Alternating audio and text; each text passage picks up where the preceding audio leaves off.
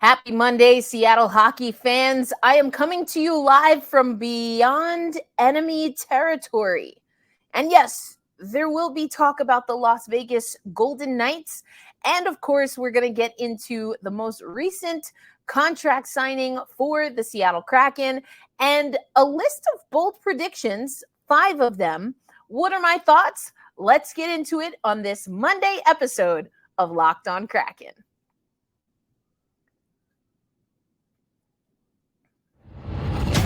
You are Locked On Kraken, your daily podcast on the Seattle Kraken, part of the Locked On Podcast Network, your team every day. We are the Seattle Kraken.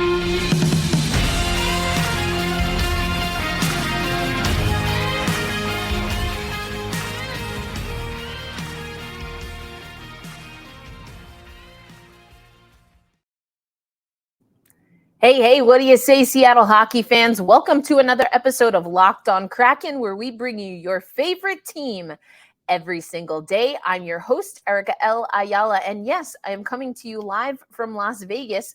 Allegiant Stadium is right behind me, and I was here for the WNBA All-Star Weekend. Congratulations to Seattle's Storm guard, Jewel Lloyd, who took home MVP of the All-Star Weekend. Jewel Lloyd dropped 31 points in the WNBA's All-Star game for Team Breanna Stewart.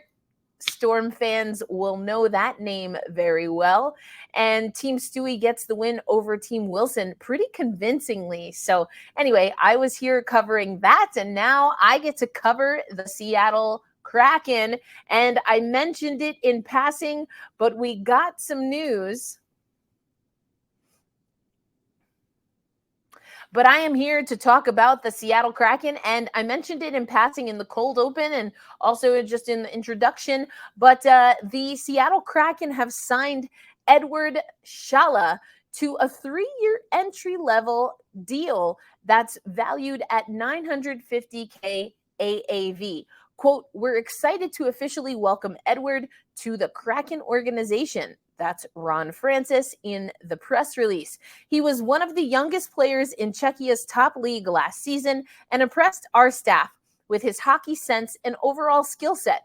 We're looking forward to his continued development this season. Now, I told you that Shala really impressed me by going to throw the first pitch from the rubber, mind you, at a Seattle Mariners game and threw a strike. I think that's a strike, whether you're going by the eye test or AI technology. Speaking of the Seattle Mariners, I saw that Everett Fitzhugh and his child made their first trip out to T-Mobile. Also, DJ Trunks, I believe, and his family were out in attendance as well. So I hope that you are enjoying your post-All-Star weekend, Mariners fans. We definitely saw some Kraken overlap. Speaking of also Seattle Kraken adjacent people or Seattle Kraken players on social media, I believe it was both Philip Grubauer and Brandon Tanev maybe taking their talents to the open water and fishing. So with Philip Grubauer, talking about not just eating fish, but catching them as well. Always fun to kind of see what's going around on social media in the off season. But about a week and a half ago, probably now, closer to the draft, we were able to talk about Shala. And yes, I did mention his first pitch because, hey, I'm a baseball fan. I think y'all know that through and through. But, it was good to just get a sense of what his motivation is, how he feels about coming to the Seattle Kraken. So I want to take you back to his conversation. This was from development camp. How's the week been for you with the draft and coming up here and this whole experience? Yeah, it was amazing. First start with the draft. I didn't sleep well.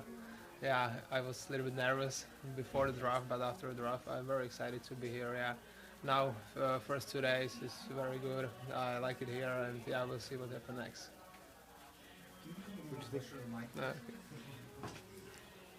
How did you feel the first day out there today? Yeah, not best. It was my first time. Yeah, I feel a little bit bad, but yeah, I think more couple of eyes and I will be good.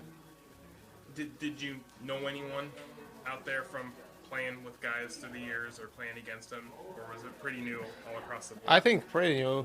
Maybe the Shane Wright. I play against him to U20, and yeah, that's it. What did you think of him when you played against him? Yeah, he's good. I like it. I met him yesterday. He's a good guy, and yeah, I'm looking forward. He's a good guy, and yeah, still a good player.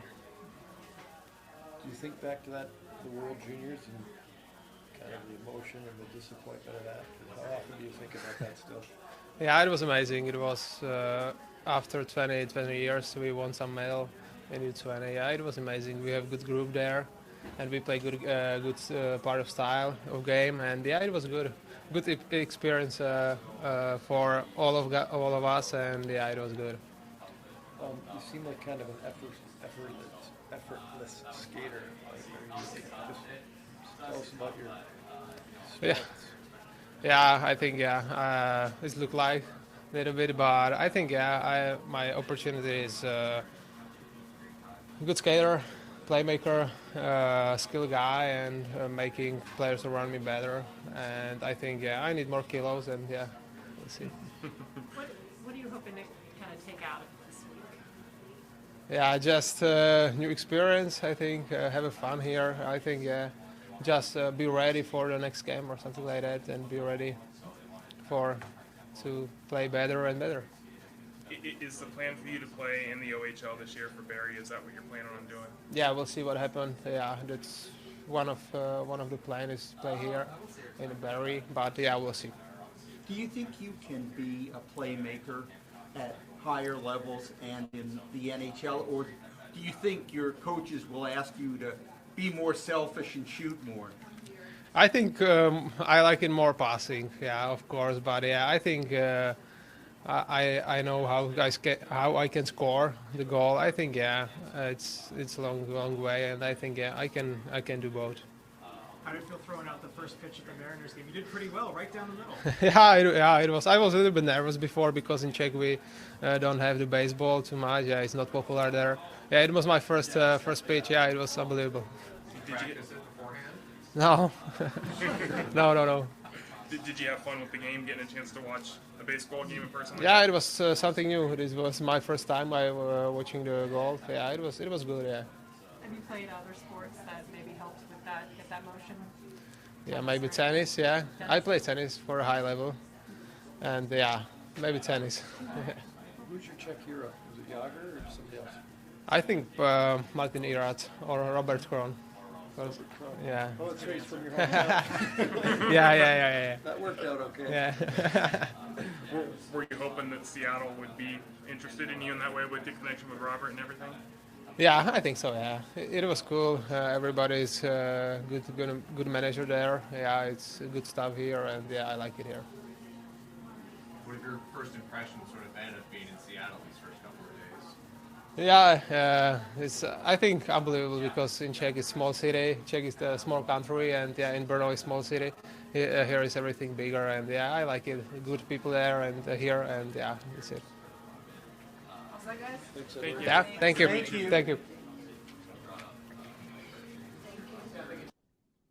So once again, you got to hear from Eduard Sale. We also over on Locked On Kraken had a little bit of his comments right after the draft coming to the Seattle Kraken. I think he's got a lot of great energy. He's young. It was mentioned in that clip that we played today. And again, if you check out the full conversation over on our YouTube page, Locked On Kraken. And if you're not already subscribed, go ahead and do that.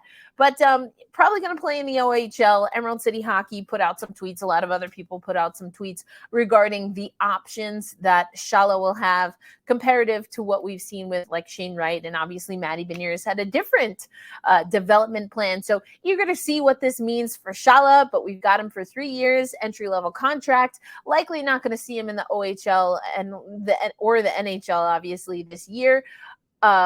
Likely not going to see him in the AHL or in the NHL this season, but very curious to see how he grows and develops along with the rest of our prospects. Coming up next on Locked On Kraken, we're going to spend the rest of the episode going through some bold predictions. And these are actually not bold predictions that I made, but we're going to head over to the hockey writers and hear what they have to say. 5 bold predictions. One includes the Winter Classic. And of course, the team who resides right here in this city, the Vegas Golden Knights. So you're not going to want to miss that coming up on Locked On Kraken.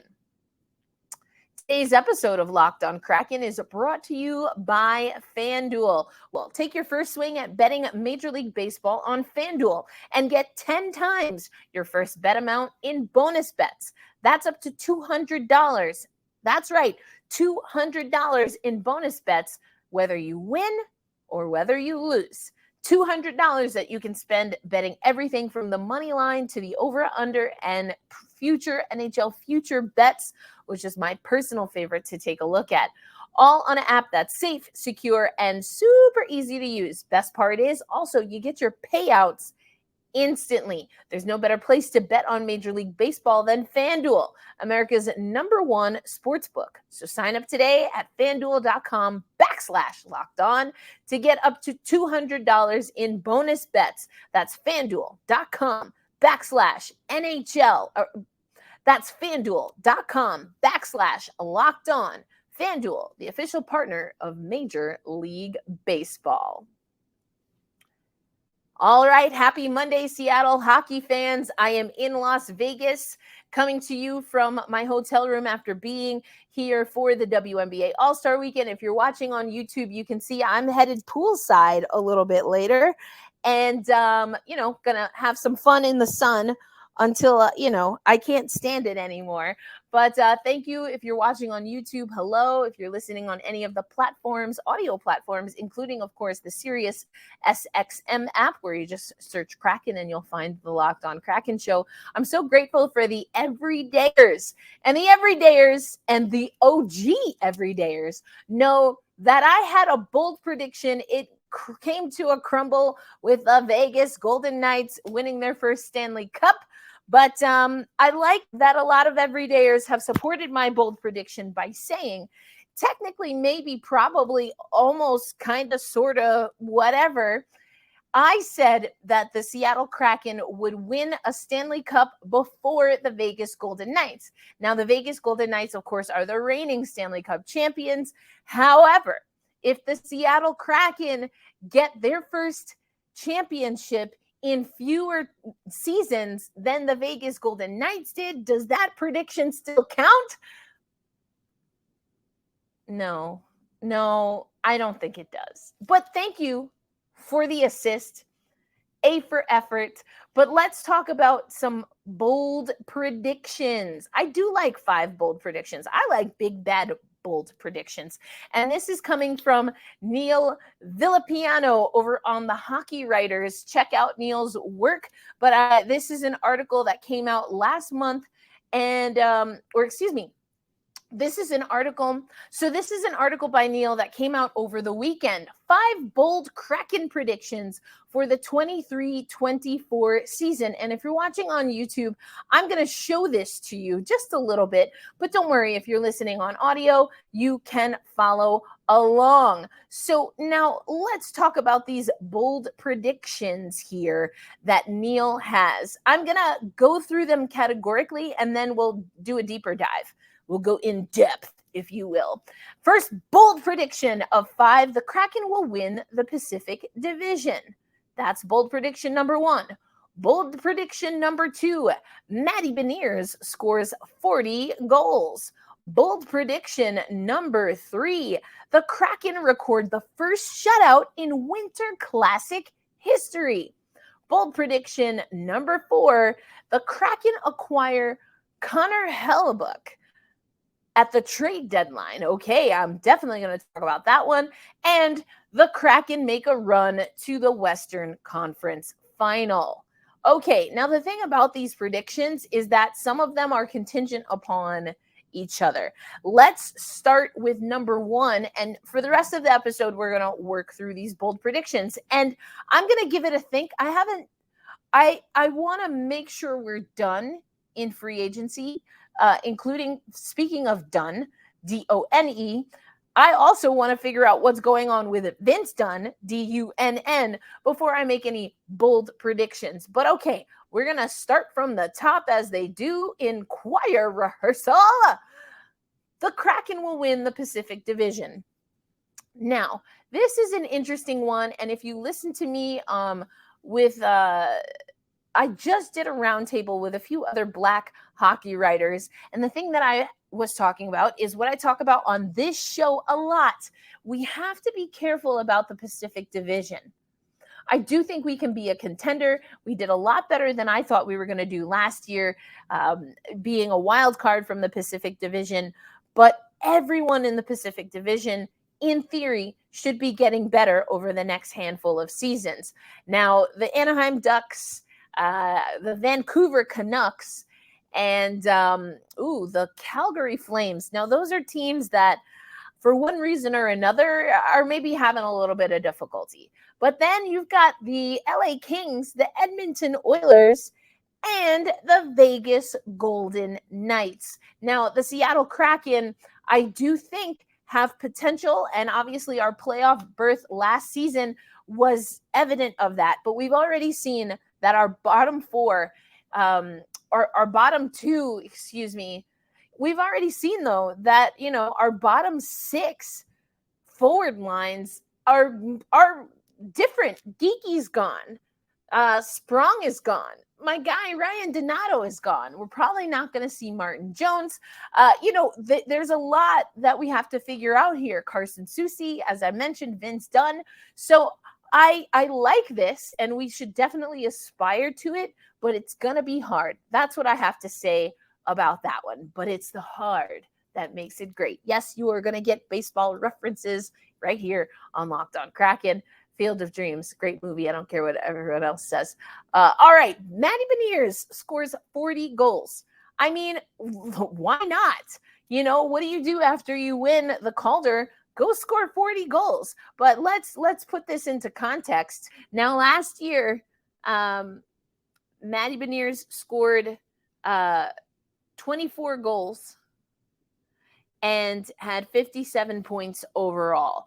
So 40 goals, he's a little less than doubling that, right? He's gonna, if you doubled up, he'd be actually closer to 50. So, I think it's doable.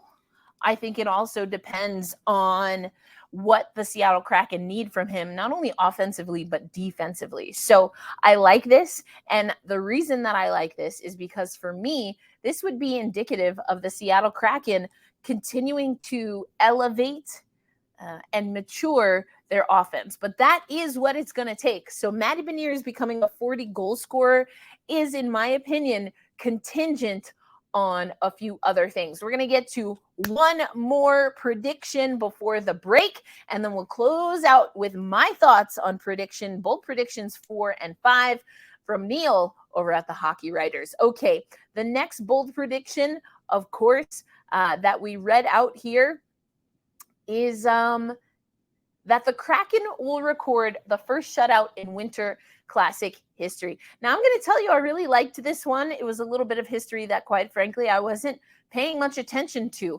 But so we know that we're going to be hosting the Vegas Golden Knights at the Seattle Mariners home stadium. Neil goes on to write, there's a lot of hype, of course, but here's the sentence sentences, that I want to call attention to. Quote, my prediction is that the Kraken will not only win their first ever outdoor game, that was added for dramatic effect, back to the direct quote, but they will record the first shutout in Winter Classic history. While there have been shutouts in previous outdoor games, there has not been one in a Winter Classic matchup. That's going to change on January 1st, 2024. Now, I got to say, that's my favorite bold prediction. I've been showing you the logo. Winter Classic. Here we come, baby. I'm excited. And yes, I would love for the Seattle Kraken to make a bit of history, especially against the Vegas Golden Knights. So that's bold prediction number 3 from Neil over at the Hockey Writers. I'm giving you my opinion on those before later in the week I give you my bold predictions. I hope to have it later in the week, I should say, because again, I want to know what we're doing in free agency. I want to know what we're doing with Vince Dunn before I make my big, bad, bold prediction. But if you're an everydayer, you know that we will have that coming up throughout the off season, maybe even taking it all the way to training camp. We have to see how I'm feeling about my personal big, bad, bold prediction. I can tell you what's on my wish list, and maybe we will do that before I get to bold predictions, including a little bit of sandpaper. That's right. I want some sandpaper on this lineup, baby. All right, let's get to predictions 4 and 5 as we close out this Monday edition of Locked On Kraken. Thanks as always for making Locked On Kraken a part of your daily routine. Everydayers, you already know how it goes.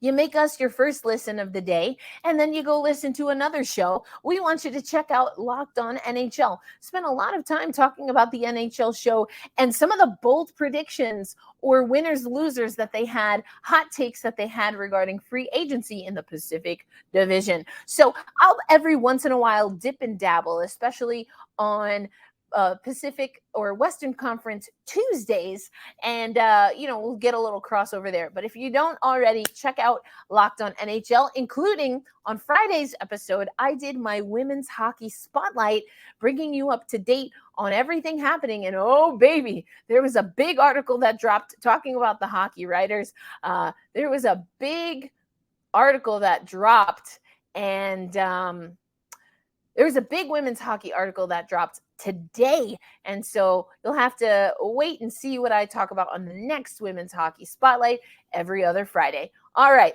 back to the bold predictions. Let's go. So the next bold prediction is about goaltending. I know I want to give a trigger warning. And I say this frankly, I'm not trying to be insensitive to people who really do need trigger warnings, but I do genuinely believe that for some people, talking about Seattle goaltending is triggering, myself included at times. But this is about trade deadline moves. And that's one of my favorite parts about this particular bold prediction that Neil puts through, because I'm inclined to, and shout out to Zach, who told me that he's listening. They told me they're listening to Locked On Kraken and had some thoughts about particularly the hypothetical of going after Nylander and why the Seattle Kraken have to get aggressive. And what I told Zach is that I think we're going to go the conservative route sooner rather than later. But the reason I like this prediction by Neil is because he's talking about the trade deadline. Now, in the very short history of the Seattle Kraken, we have been active in season, whether that's at the trade deadline or on the waiver wire. Hello, Ellie Tolvanen. And so I think that the timing at the trade deadline is really interesting to me. And again, I do think that talking to Seattle Kraken fans about goaltending is a little bit agitating for some fans. And I think it's probably going to be a conversation where the fan base is divided, at least for years to come, unless we get the Philip Grubauer that we did in the playoffs all season long. Now, on the back end of the regular season, you'd be hard-pressed to hear anyone who's really watching the Seattle Kraken say that Philip Grubauer didn't make improvements. And that is a fact, especially after a really rough season 1. But if you are an everydayer and an OG, you know that while I find some of what Philip Grubauer's chemistry perhaps was with some of the systems of the Seattle Kraken, I never thought that it was fair to put so much on him or Dave Haxtell in that first season. And so I do think we need to figure out goaltending. Martin Jones was fantastic when he was fantastic. And then, the everything fizzled out. So what happens after the love is gone? That's an old school song. You should look it up. But after the love is gone, what happens? And we know we signed Joey Decord. We re-signed Joey Decord. So where does that leave room for Chris Driedger? I think that by giving Joey Decord the type of contract that he got, knowing that Chris Driedger is coming back from rehab, actually ended the hockey season in Coachella Valley, backstopping Joey Decord. I think the signals that we're getting from the Seattle Kraken is that you have to perform. You have to perform in net. And the reason I like this is because I think there is a realm of possibility that they want to get aggressive with goaltending. Connor Hellebuck, 35-45-9 record in the last 2 seasons, 3 goals against average, an .892 save percentage, Vezina a winner. So, is it going to be Hellebuck? I don't know. Doesn't want to go back to Winnipeg. Do we have the money? Sure, we're in a pretty good spot right there. But are we going to have pieces? And that's effectively what Neil is talking about. When it comes to trades, what are we going to have? But this is another thing that Neil wrote, which I agree with, and that's why I wanted to mention Zach and the comment on social media. Quote, while the Kraken aren't quite there yet, they will get the opportunity to acquire the netminder at the deadline, and Ron Francis will pull the trigger. Now, when he says aren't quite there yet, he meant regarding being a contender, because they're saying that Hellebuck doesn't want to go back to Winnipeg, but he does want to go to a contender. I think that's kind of the conversation that I was having, at least regarding Erik Karlsson, right? Ron Francis will pull the trigger, though. Those last few words in the sentence are intriguing to me, because I said to Zach on social media, I think we're still going to be that conservative team for a little longer. My gut was telling me that, yes, trade deadline is probably when we'll see Ron Francis get a little bit more aggressive.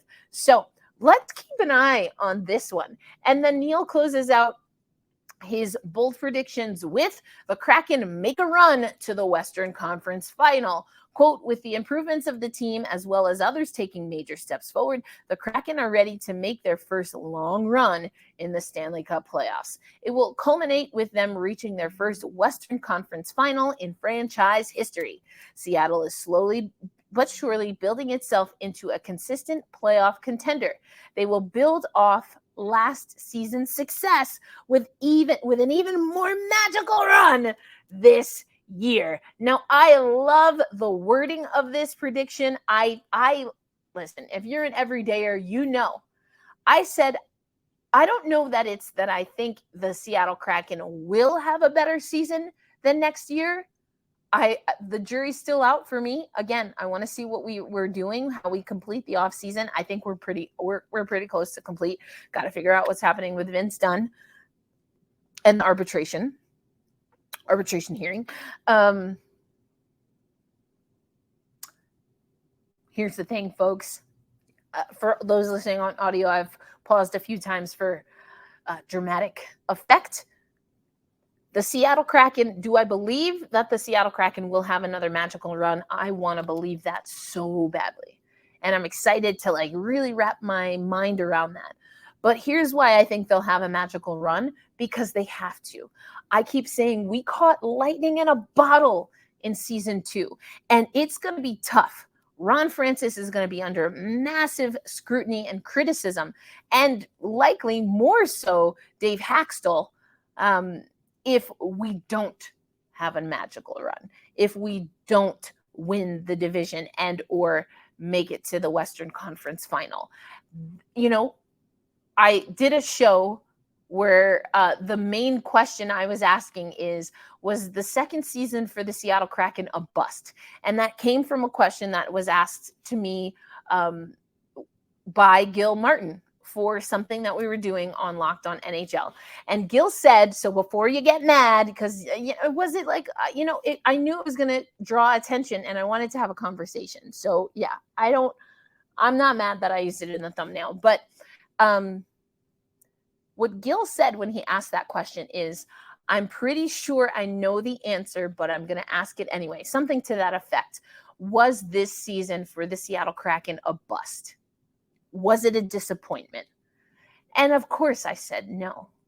No, it was not a disappointment. It was magical. Like Neil wrote, it was beautiful. I was so proud to cover this team. I was so honored to work with some of the people, and I am honored to work with some of the people that cover this team. It wasn't a bust, baby. It was beautiful. And when you capture that kind of magic in your second season, yeah, the general manager, the front office staff, and the coaching staff are going to have a lot of pressure to find next year's version of that. Does that mean making a deeper run? Is it having a better performance, a more consistent performance in the regular season? Hopefully it's both of those things. But I like this bold prediction, Neil. I like it. Like I said, I'm going to withhold my bold predictions and my opinion on whether I think this is going to happen or not. I want a little bit more information, but I will have my bold predictions. We'll talk about it. And so something to look forward to this offseason with Locked On Kraken. But it's time for me to head to the pool. I'm going to stand out or lounge out in the sun for just as long as I can stand it, which is probably not going to be long in this Vegas heat. But as always, thank you so much for making Locked On Kraken a part of your daily routine. We bring you your team every day as a part of the Locked On Podcast Network. I am Erica L. Ayala, your first and only ever host of Locked On Kraken. And I told the everydayers that coming up soon, will also be writing and a contributor to CBS Sports when it comes to the National Hockey League, among other things like WNBA, which is why I was here in Vegas this week. So stay tuned, because you're going to get a lot. We're going to get more bold predictions. I wanted to start with Neil's, and let me know, what do you think about Neil's 5 bold predictions? Which one do you like? Which one do you think is super, super bold? And which one do you think is maybe within reach? Let me know in the comments, or just like Zach did, you can just message me on Twitter at elindsay08 or at Locked On Kraken. Until the next episode, hold fast, stay true, be kind and loving to yourself and to everyone else. Hold fast, stay true. Let's go Kraken. Enjoy your Monday.